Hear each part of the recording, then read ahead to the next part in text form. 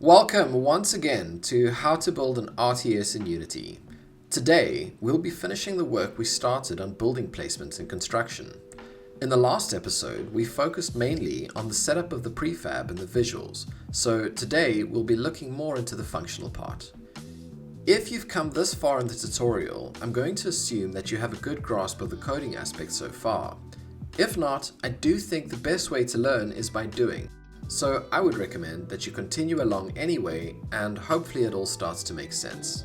With that in mind, let's head over to the Project tab, and let's open up the Scripts folder. Let's create a script called Building.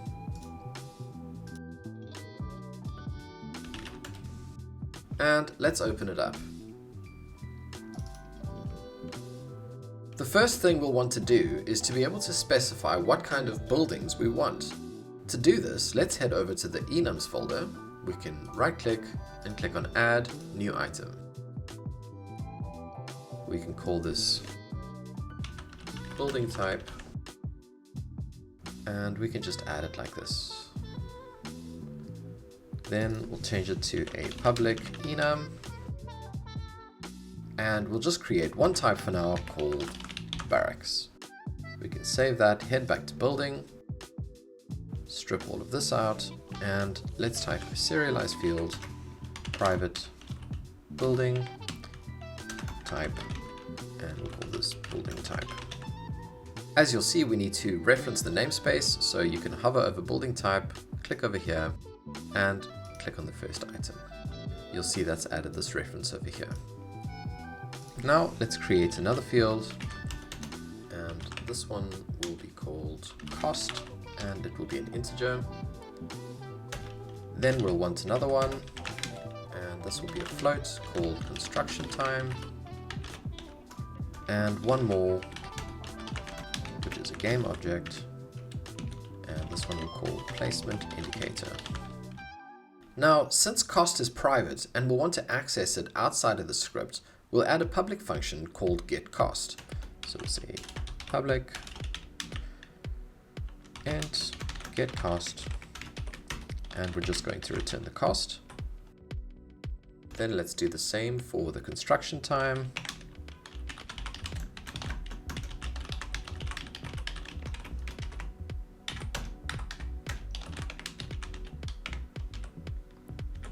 And the same thing for the placement indicator.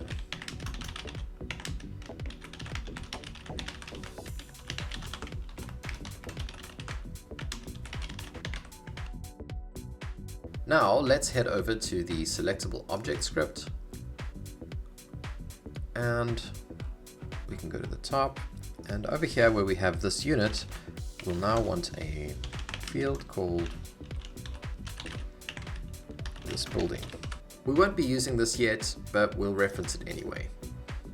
Next, we're going to want to have some basic economy management. So let's head back to Unity, and we'll create a few more scripts. So first we'll go create script, and let's call this one EconomyManager.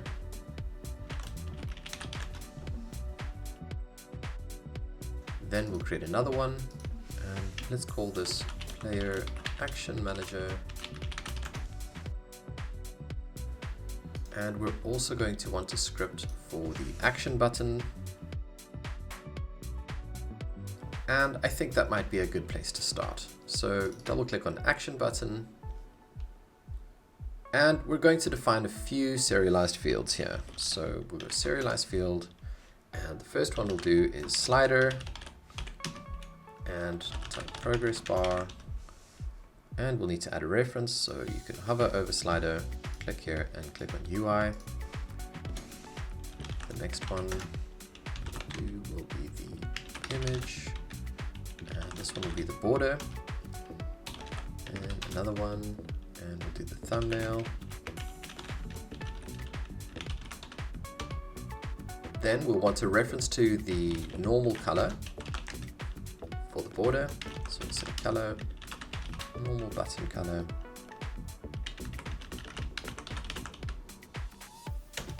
and another one for ready state.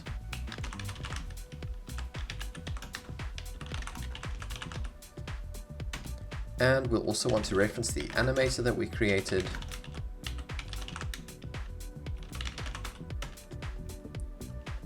And we'll also want to reference to the related prefab.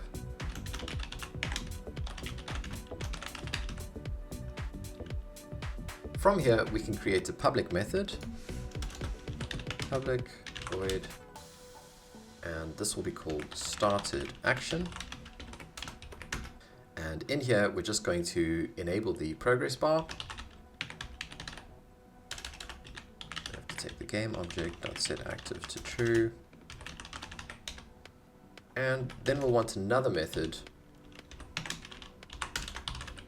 to update the progress bar. Then this will take in a float, which is the completion percentage. And we'll set the progress bar value to the completion percentage. Then we'll want another public method, and this will be called ActionComplete. And in here, we'll take the progress bar, game object, and we'll set that to active as false. We'll take the border color and set that to the ready state. And we'll take the animator and we'll set the bool of isFlashing to true. Then we're also going to want to be able to get the related prefab, so we can create a public function. And this will return a game object, and we'll call this get related prefab.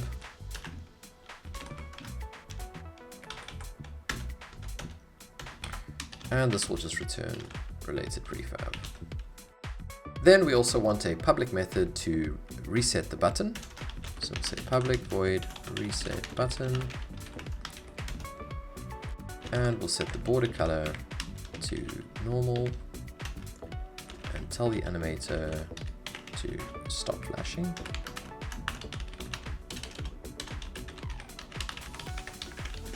Now we can head over to the EconomyManager, strip this out, and in here we're going to try to keep things as simple as possible. So let's start out by creating a static instance. So we could say public static EconomyManager instance. And let's do a serialized field for int blue player credits, and we'll default that to 1000. Then we'll do the same for the red player.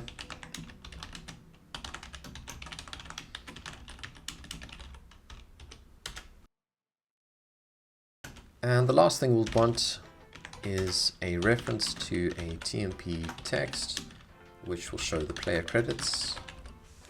This we also need to import. And let's open up the start method. In here, we'll assign the instance to this. And let's create another method called update player credits.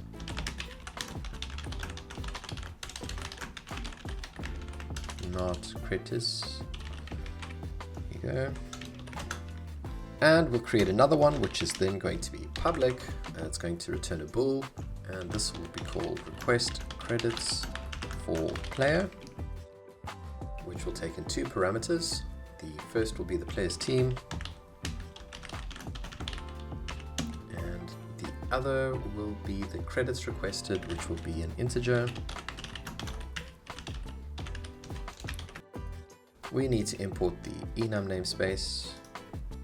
And here we're going to check whether the player actually has enough money, and if they do, we're going to reduce their credits accordingly. So let's start out by saying switch player team, and if it's the blue team, then we'll say if blue player credits is bigger than credits requested, then should probably say bigger than or equal to. Then blue player credits minus equals credits requested.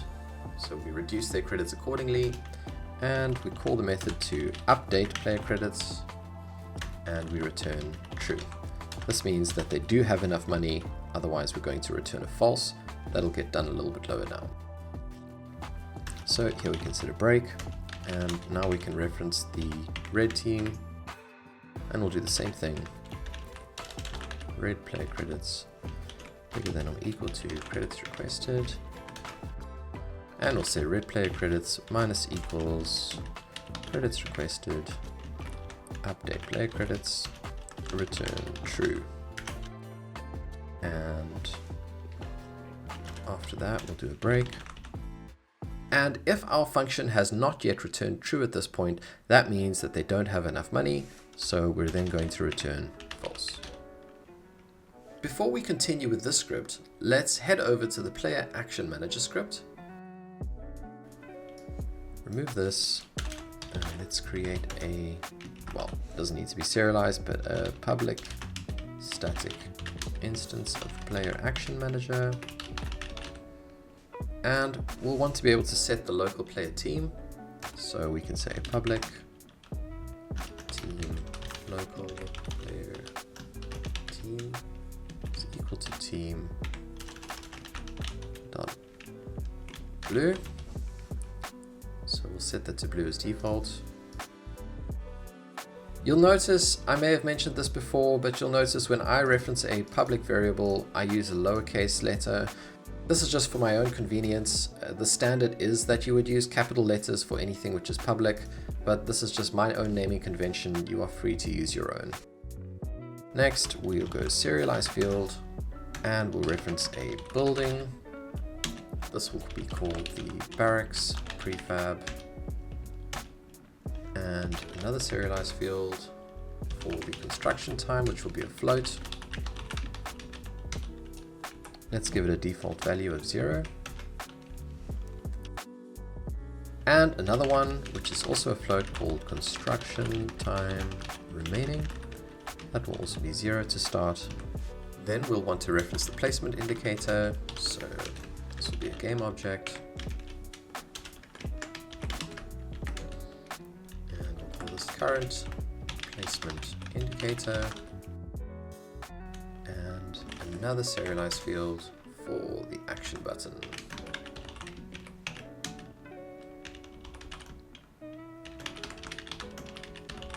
I'm serializing a whole lot of fields that at a later point we can remove the attribute for, but I like to be able to see everything in the editor when I'm building, so some of these may become redundant, but we can always strip them out later.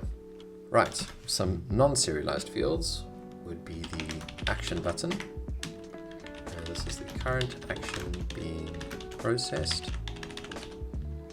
So the next value we'll want is a boolean to tell whether the mouse is over the HUD.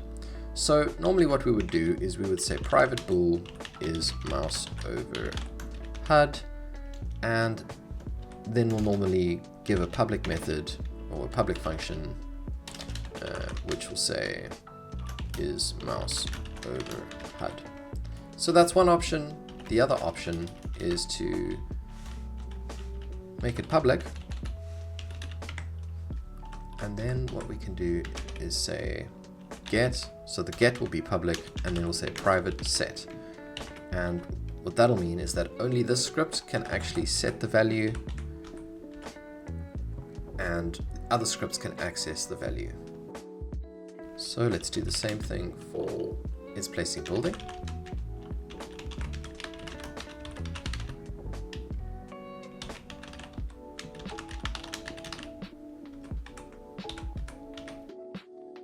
And let's bring up the start method. Set the instance to this. And bring up the update method. And what we're going to do now is to check whether we have a current placement indicator. And if we do, we're going to get the mouse position and place the indicator at the position of the mouse. So we'll say if current placement indicator is not null, then current placement indicator dot transform dot position is equal to the GameManager dot instance dot get mouse world position.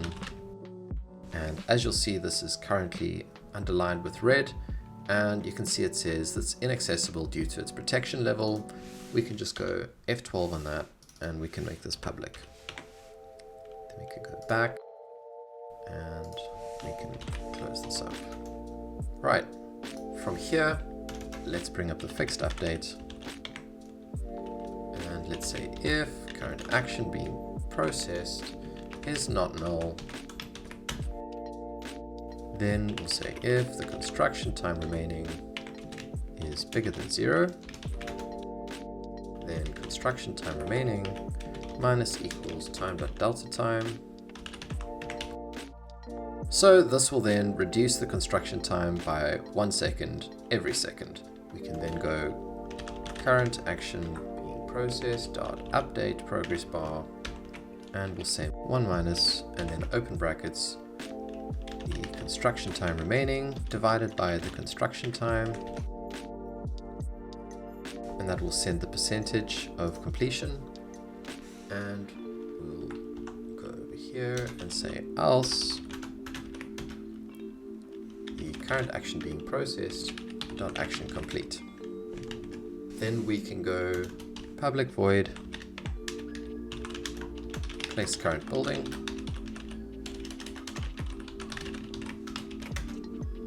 This method is going to be called once we have clicked on the button to place our building after construction has completed. In that case, we're going to want to destroy the current placement indicator and make sure we set that to null so we don't have a missing reference. And then we can take the current action being processed and click on reset button. And then let's instantiate the current action being processed dot get related prefab, which is also not accessible.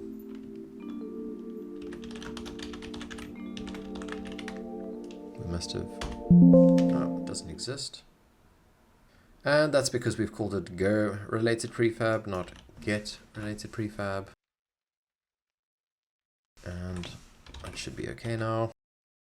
And go current action being processed equals null, and is placing building equals false. All right, next we'll want to detect when the mouse is over the HUD. So we'll say public void mouse entered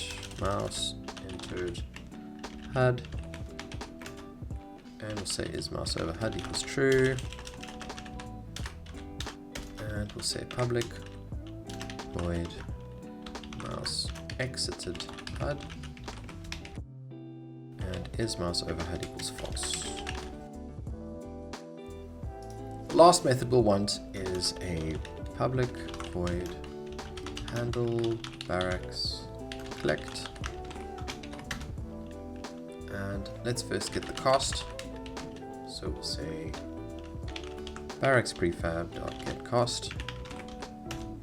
And then we'll check with the EconomyManager.instance whether the player has enough money. So we'll say request credits for player, and we're going to get the local player team and pass in the cost.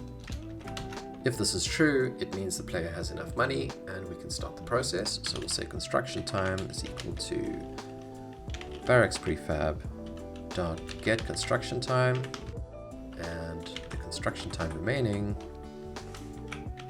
will be the same, so we can just set construction time, and we can say current action being processed is equal to build barracks action, and current action processed dot started action. Whoa, look at the naming of that. We can hit F2 and correct that. There you go. Now, before we proceed, we also want to make sure that there is actually a current action being processed. So we'll say if current action processed is null, otherwise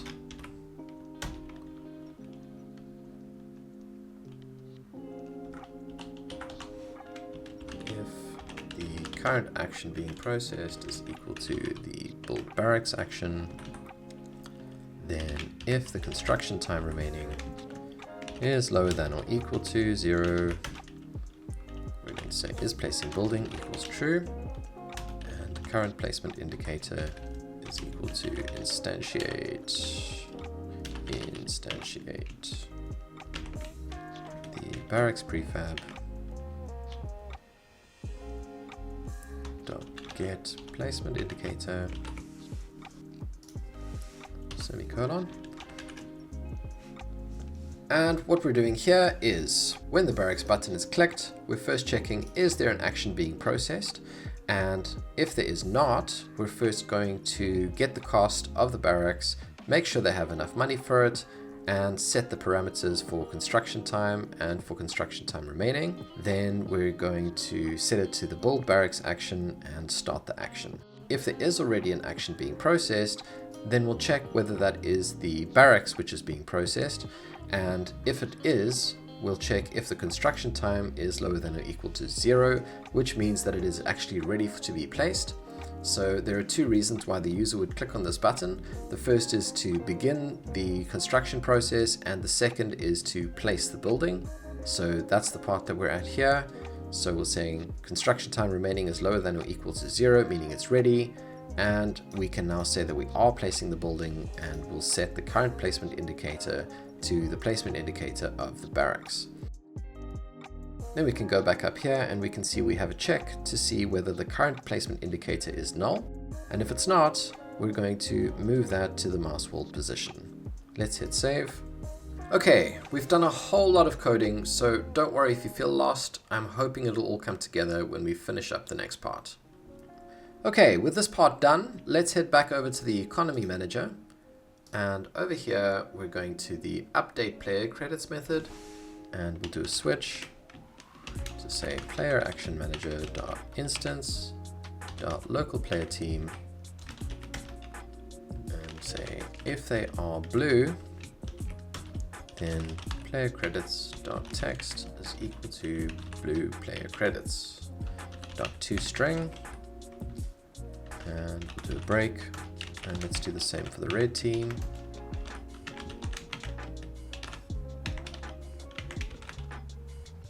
And a break. All right, then let's head back to the GameManager script, and we can scroll up to where we intercept the mouse being clicked, which is around here. And just below here, we can say private bool allow box selection. This method is going to ensure that the box selection is only possible when the mouse is not over the HUD and the player isn't waiting to place a building. So we'll do two checks here. The first will be if not PlayerActionManager.instance.is mouse over HUD, and the other is not PlayerActionManager.instance.is placing building. Then we're going to say true. Otherwise, we'll say return false. Now we can go back up to get mouse button up, and where we're normally calling this method of mouse button went up, we're now going to say if allow box selection, then allow the mouse button to go up for box selection. Otherwise, if the PlayerActionManager.instance.is placing building and not PlayerActionManager.instance.is mouse over HUD, then we can place the building.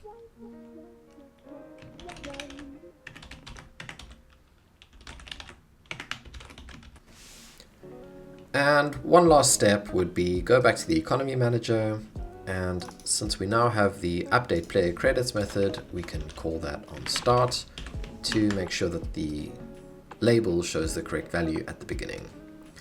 So we can hit save, and let's head back to Unity. So over here, let's take our selectable object script and drop it over here. We can start out as it being for the blue player. We'll link up the hover indicator and the selection indicator, change the type to building, And we'll also want to add the building script. So we can drop that over here. Then drag this and drop it into this building. Let's give it a starting cost of 200.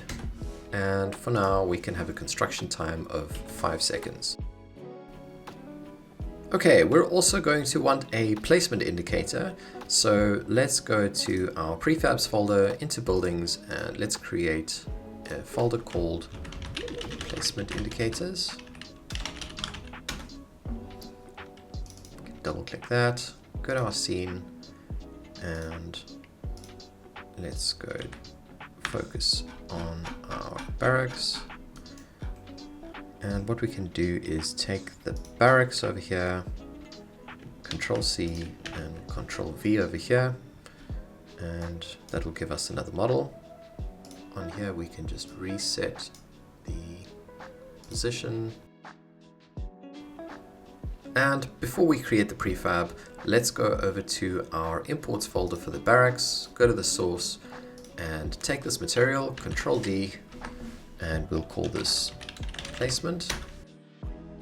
Then we can take this object over here, frame it, and we'll drop the placement material onto that. Select the placement material, and we're going to drop the alpha. If that doesn't work, you have to drop opaque over here to transparent, and now it's transparent. We can adjust that as we like. I think that's okay. You can also give it a green tint if you want, or something like that, to show that it's being placed. That's something I normally do. And with that done, we can go back to our project tab, placement indicators, and we will drop this over here. And let's call it barracks placement indicator. We can then delete this, go back to our script, and we can drop the barracks indicator right there. Then we can click on the overrides and apply all, so that our prefab has all of these changes. And let's then create two game objects. One will be called EconomyManager, and the other will be PlayerActionManager. We can go to our scripts folder and take our EconomyManager script and drop it there. We can see that the player starts with 1,000 credits, and we need to assign the player credits text. So let's go to our HUD, canvas, and credits. We can drop that there. Then let's go to PlayerActionManager, do the same. Local player team stays blue. The barracks prefab will need to be assigned, so we can go to our prefabs folder, barracks, drop that there. We can leave these two blank, and the current placement also goes blank, and the build barracks action does need to be assigned. So we can go over here to our HUD, and under the barracks button, if we look at that, that's the button over there. We'll want to go back to our scripts and say ActionButton, there you go. And let's take the progress bar, drop it there, border, drop it there. The thumbnail, I think, is this one. Yep. So we can go back here. And let's assign the normal button color. So we will select the border, and we can select the color over here to copy that.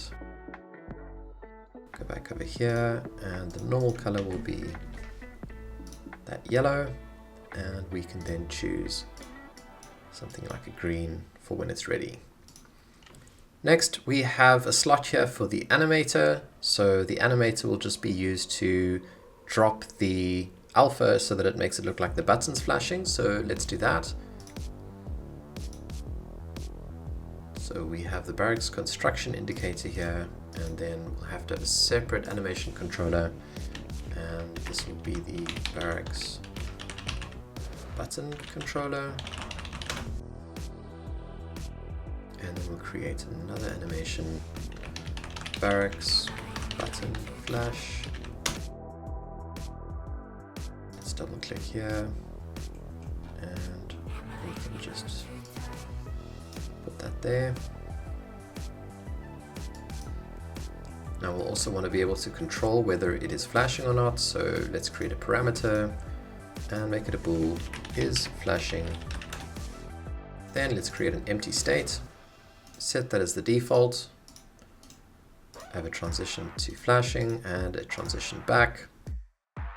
Then we'll say on the inspector, take off the exit time and say is flashing true, and do the same for is flashing false, so that it comes back to the empty state. Then we can go back to our barracks over here. Under the inspector and the project tab, we can take the barracks button and drop it here.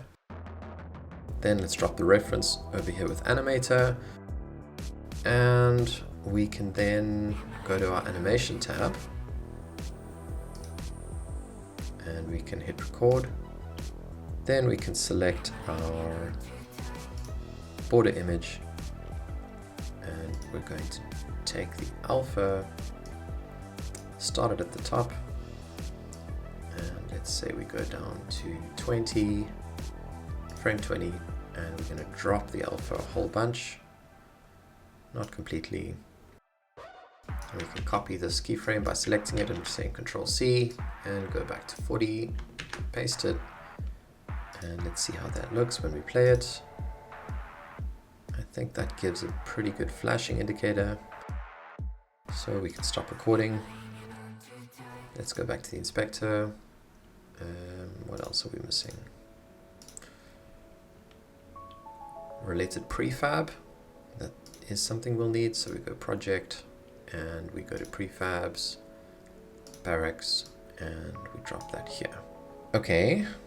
Then let's see under the GameManager if we need anything. We specified the building layer. We're not really going to use that, but we can leave that for now.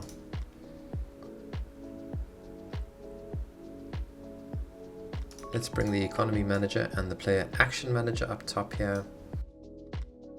We'll also want to make sure that GameManager starts first, so we can go to Edit, Project Settings, and Script Execution Order. We've already got the GameManager starting first. Let's just add the EconomyManager after that and the PlayerActionManager after that, and go to Apply. After checking, we actually need to change that execution order, so let's bring PlayerActionManager above EconomyManager. And for the actual button, we can click on the background over here, click on Add Component, and we can type button. Now we do have a button elsewhere, I believe, here on the border, so we can remove that. And let's head over to the background. Over here, we'll click on plus for the on-click method or action. And let's take the PlayerActionManager and drop it there and choose Handle Barracks clicked. And before we move on, we need to make sure that this is in fact a raycast target. So check that. Then let's rename this to button. And over here on PlayerActionManager, we'll want to then drag this barracks object over here. And we'll also want to make sure that the animation is looping. So go back to project, go to animations, barracks, and barracks button. We can go to the inspector and check on loop time.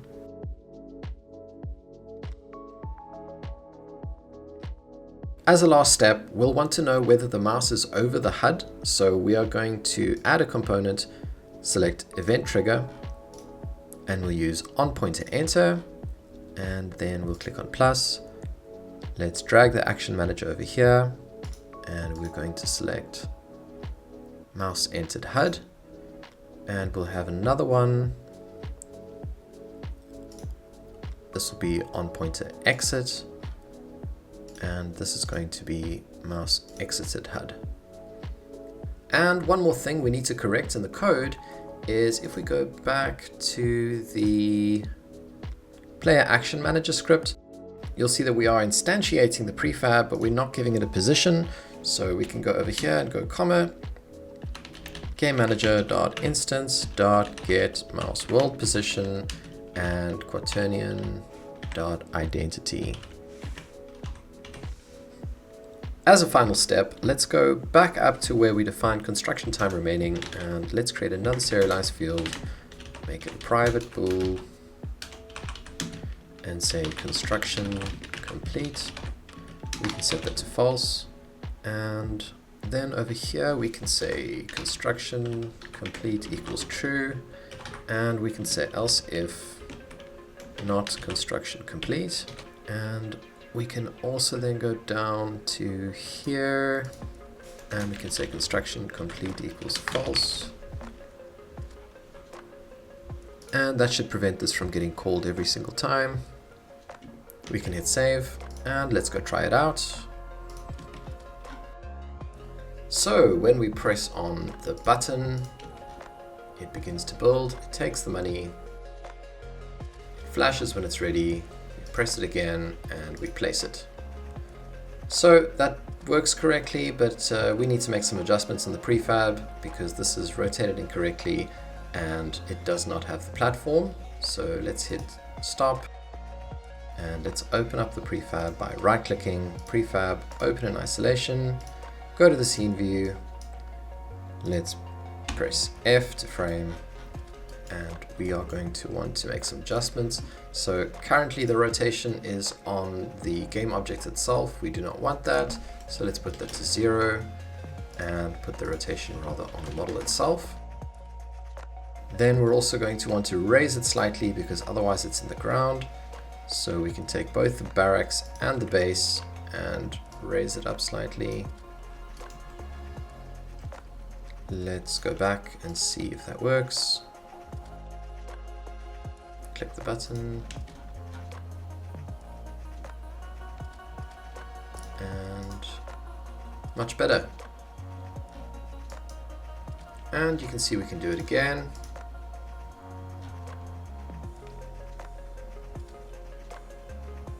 Place this over here, do it again. Once these guys run, they should avoid the building, which works well enough. Click this. And again, we want to make sure we run out of money eventually. One more.